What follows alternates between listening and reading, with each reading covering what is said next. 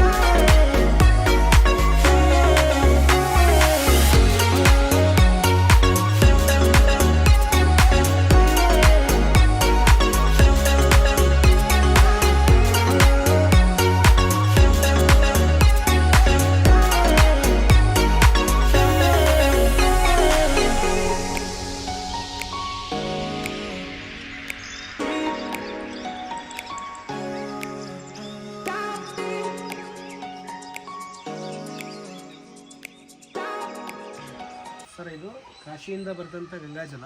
ಕಾಶಿಯಿಂದ ಗಂಗಾಜಲ ಹೆಂಗೆ ಬರ್ತಪ್ಪ ಅಂದರೆ ಕಾಶಿ ಒಳಗೆ ಮೌದ್ಗಲ್ಯ ಋಷಿಮುನಿಗಳು ತಪಸ್ಸಿ ಕುಳಿತಿರ್ತಾರೆ ಗಂಗಾ ನದಿಯಲ್ಲಿ.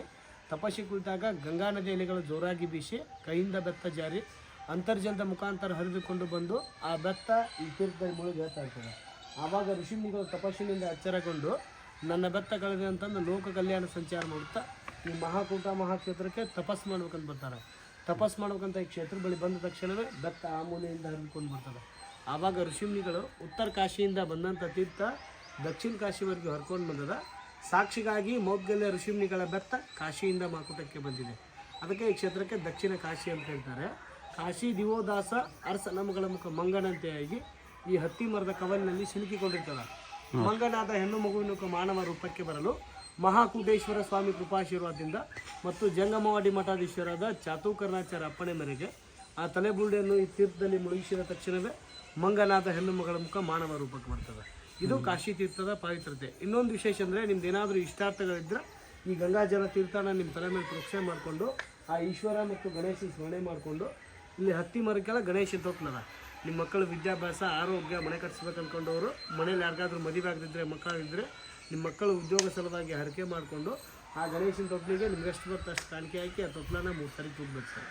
ಇದು ಕಾಶಿ ತೀರ್ಥದ ಪ್ರತೀಕ. Okay sir, thank you sir.